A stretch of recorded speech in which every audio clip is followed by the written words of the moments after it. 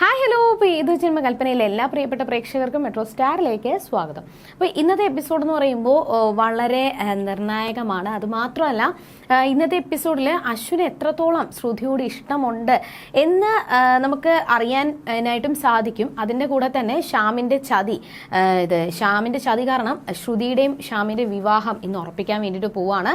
അപ്പോൾ ഇനി എന്തൊക്കെയായിരിക്കും സംഭവിക്കാൻ പോകുന്നത് എന്ന് നമുക്ക് നോക്കാം. അതിനു മുൻപ് ആദ്യമായിട്ടാണ് ഈ ചാനൽ കാണുന്നതെങ്കിൽ തീർച്ചയായിട്ടും സബ്സ്ക്രൈബ് ചെയ്യുക. അപ്പോൾ ഞങ്ങളിടുന്ന പുതിയ സീരിയൽ റിവ്യൂ വീഡിയോസ് എല്ലാം നിങ്ങൾക്ക് ലഭിക്കുന്നതായിരിക്കും.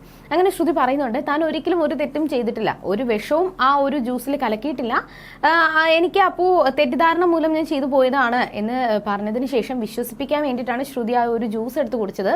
അപ്പോൾ അശ്വിന് വിശ്വാസമായി. അതിനുശേഷം ശ്രുതി പറയുന്നുണ്ട്, ഇത് അശ്വിൻ സാറിൻ്റെ ചേച്ചി തന്ന ഒരു കഷായമാണ്, ഇത് കുടിച്ചു കഴിഞ്ഞാൽ ഒരു ചുമ പെട്ടെന്ന് മാറും, അതുകൊണ്ട് സാർ ഇത് ദയവ് ചെയ്ത് കുടിക്കണം എന്ന് പറഞ്ഞുകൊണ്ട് അശ്വിൻ്റെ കയ്യിൽ കൊടുത്തതിന് ശേഷം ശ്രുതി അവിടെ നിന്ന് ഇറങ്ങി പോവാണ്. പക്ഷേ ഇറങ്ങി കതവ് തുറന്ന് ഇറങ്ങാൻ പോയ സമയത്ത് ശ്രുതിയുടെ കാല് കതവിൽ കയറി തട്ടുകയും അയ്യോ എന്ന് പറഞ്ഞുകൊണ്ട് ശ്രുതി പെട്ടെന്ന് കരയുന്നുണ്ട്.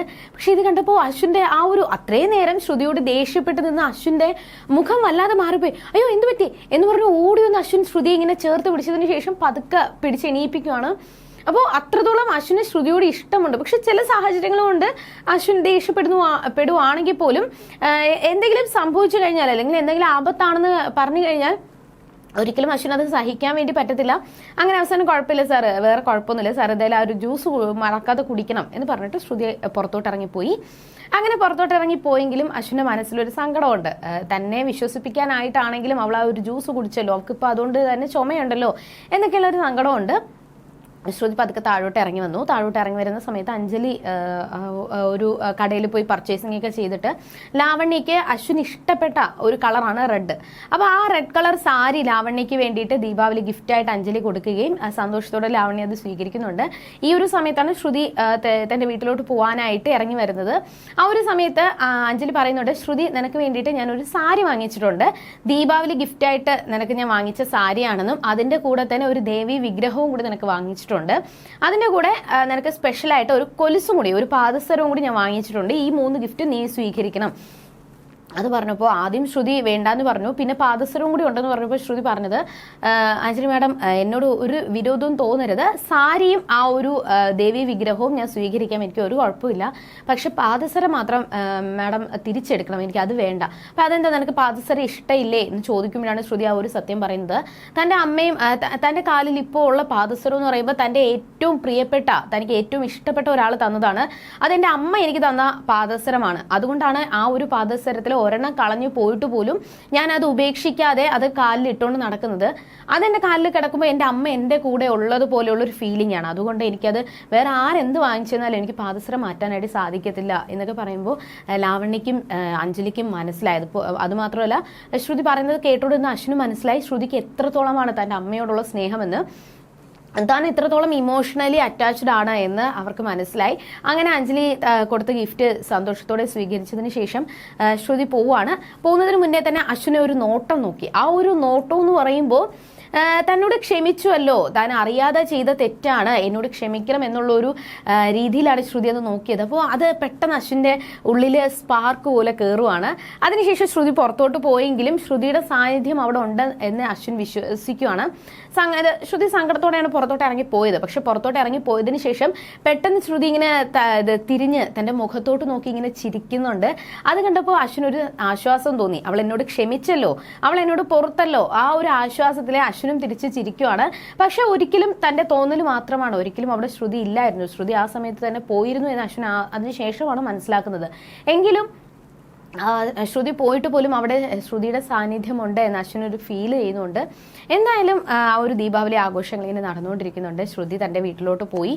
ഈ ഒരു സമയത്ത് അശോകനെ കൊല്ലാൻ വേണ്ടിയിട്ട് ശ്യാമ ശ്രമിച്ചുകൊണ്ടിരിക്കുകയാണ്.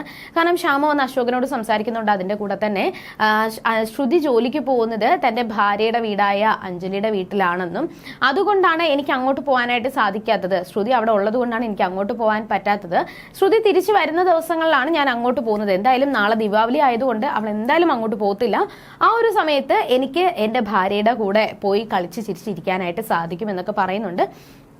അതിനുശേഷം അശോകന് ഇതൊക്കെ കേട്ടപ്പോൾ ഭയങ്കര ദേഷ്യം വന്നിരിക്കുകയാണ്. പക്ഷെ തന്റെ ആ ഒരു അവസ്ഥ കാരണം ഒന്നും പ്രതികരിക്കാനായിട്ട് പറ്റാത്ത അശോകനെ വീണ്ടും ഉപദ്രവിച്ചതിന് ശേഷം കഴുത്തിൽ ഞെരിച്ച് കൊല്ലാൻ വേണ്ടിയിട്ട് ശ്യാമ ശ്രമിക്കുകയാണ്. അങ്ങനെ പക്ഷെ ഒരിക്കലും കൊല്ലുന്ന ആ ഒരു ഉദ്ദേശമല്ല, വേദനിപ്പിക്കുക, ഇത് വീണ്ടും വീണ്ടും കുറച്ചുകൂടി ബോഡി കുറച്ചുകൂടി വീക്ക് ആവുക, അങ്ങനെ ഒരു ഉദ്ദേശം മാത്രമേ ഉണ്ടായിരുന്നുള്ളൂ. ആ ഒരു സമയത്ത് പെട്ടെന്ന് അഞ്ജലി വിളിക്കുകയും എന്നിട്ട് അഞ്ജലിയോട് കൊഞ്ചിച്ച് സംസാരിച്ചതിന് ശേഷം താൻ നാളെ തന്നെ അങ്ങോട്ട് എത്തും എന്നൊരു ഉറപ്പും കൂടി എടുത്തിട്ടാണ് ശ്യാമ കോൾ വെക്കുന്നത്. ഈ ഒരു സമയത്താണ് ശ്രുതി തന്റെ വീട്ടിലോട്ട് എത്തുന്നത്. അപ്പോൾ ശ്രുതിയുടെ ചുമ കണ്ടപ്പോൾ പ്രീതി മരുന്നൊക്കെ കൊണ്ട് കൊടുക്കുന്നുണ്ട്. ഈ ഒരു സമയത്ത് അശോകന് വേണ്ടിയിട്ട് ശ്യാമ വലിയൊരു വീൽ ചെയർ ഒക്കെ കൊണ്ടുവന്നു. നാളെ അശോകന്റെ പിറന്നാളാണ് എന്ന് ഇവിടെ അമ്മ എന്നോട് പറഞ്ഞിരുന്നു. അതുകൊണ്ട് പ്രതീക്ഷിക്കാത്ത ഒരു ഗിഫ്റ്റ് എന്ന രീതിയിലാണ് ഞാൻ ഈ ഒരു വീൽ ചെയർ കൊണ്ടുവന്നത് എന്ന് പറഞ്ഞുകൊണ്ട് അവിടെ കൊണ്ട് വെക്കുകയും ഞാൻ എന്നിട്ട് തിരിച്ചു പോവുകയാണ്. എന്തായാലും അയൽക്കാരെല്ലാവരും എന്നെക്കുറിച്ച് ഇരിക്കുന്നത് കൊണ്ട് തന്നെ ഇനി ഞാൻ കാരണം നിങ്ങൾക്ക് ആർക്കും ഒരു ബുദ്ധിമുട്ടുണ്ടാകാൻ പാടില്ല, അതുകൊണ്ട് ഞാൻ തിരിച്ചു പോവുകയാണെന്നും എനിക്കൊരു ആഗ്രഹമുണ്ടായിരുന്നു. ഞാൻ അത്രത്തോളം സ്നേഹിക്കുന്ന ഈ വീട്ടുകാരുടെ കൂടെ എനിക്ക് ഇവിടെ ചെലവഴിക്കാനും ഈ ഒരു വീട്ടിൽ അംഗമാകാനും എനിക്ക് ആഗ്രഹമുണ്ടായിരുന്നു. പക്ഷെ അങ്ങനെ അംഗമാകണമെന്ന് ഞാൻ മാത്രം വിചാരിച്ചാൽ പോരല്ലോ, മറ്റു ചിലരും കൂടി വിചാരിച്ചാൽ മാത്രമേ എനിക്ക് അങ്ങനെ വരാൻ പറ്റത്തുള്ളൂ. അതായത് ശ്രുതിയുടെയും ശ്യാമിന്റെയും വിവാഹത്തെ പറ്റിയാണ് ശ്യാം ഇങ്ങനെ ഇങ്ങനെ നേരിട്ട് പറയാതെ വളഞ്ഞ വഴിയിൽ കൂടി പറഞ്ഞുകൊണ്ട് വന്നത്. പക്ഷെ അത് കേട്ടപ്പോൾ ശ്രുതിക്കും ദേഷ്യം വന്നു. അതിനുശേഷം എല്ലാവരോടും യാത്ര ചോദിച്ച് നമ്മുടെ ശ്യാം പോയി. അപ്പോൾ ശ്രുതി എന്താ കാര്യമെന്ന് തിരക്കുമ്പോൾ അമ്മായി പറയുന്നുണ്ട്, ഇങ്ങനെ നടന്ന സംഭവങ്ങളൊക്കെ പറയുന്നുണ്ട്. അതുകൊണ്ട് തന്നെ ശ്യാമിന്റെ കാര്യത്തിൽ നീ ഇന്ന് തന്നെ ഒരു തീരുമാനം എടുക്കണം. നിന്റെ അച്ഛനും അമ്മയും മരിച്ചപ്പോൾ പോലും നിന്നെ ഒറ്റപ്പെടുത്താതെ നിന്നെ ഏറ്റെടുത്ത ആൾക്കാരാണ് അശോകനും പ്രമീളയും. അവർക്ക് വേണ്ടിയിട്ടെങ്കിലും അവരുടെ സന്തോഷത്തിന് വേണ്ടിയിട്ടെങ്കിലും നിന്നെ ഇതേപോലെ പൊന്നുപോലെ നോക്കുന്ന ശ്യാമിനെ നീ സ്വീകരിക്കണം. ശ്യാമിന്റെ ഭാര്യയായിട്ട് നീ അവന്റെ കൂടൊപ്പം ജീവിക്കണം. അതിനുള്ള ഒരു ഉത്തരം നീ നാളെ തന്നെ പറഞ്ഞേ പറ്റത്തുള്ളൂ. ഇന്ന് ഒരു ദിവസം നിനക്ക് സമയം തരാം. നാളെ നീ അതിനുള്ള ഉത്തരം എനിക്ക് പറഞ്ഞു തന്നേ മതിയാകൂ എന്നൊരു തീരുമാനം പറഞ്ഞതിന് ശേഷമാണ് അമ്മായി പോകുന്നത്. അപ്പോൾ ശ്രുതിക്ക് എന്ത് ചെയ്യാൻ പറ്റും? തന്റെ മനസ്സിൽ അശ്വിനോടുള്ള ചെറിയ ഇഷ്ടം ശ്രുതിയുടെ മനസ്സിലുണ്ട്. പക്ഷെ ഒരിക്കലും ശ്യാമിനെ ഒരു ഭർത്താവായിട്ട് കാണാൻ ശ്രുതി ഒരുക്കമല്ല. പക്ഷെ തന്റെ അമ്മയ്ക്കും അച്ഛനും വേണ്ടിയിട്ട് താൻ ഒരു ഉത്തരം പറഞ്ഞേ മതിയാകൂ. അപ്പൊ ഇനി എന്ത് തീരുമാനമായിരിക്കും ശ്രുതി എടുക്കാൻ പോകുന്നത്? ശ്യാമിനെ വിവാഹം കഴിച്ചു ശ്യാമിന്റെ ഭാര്യയായിട്ട് ജീവിക്കാനായിട്ട് ശ്രുതി സമ്മതിക്കുമോ?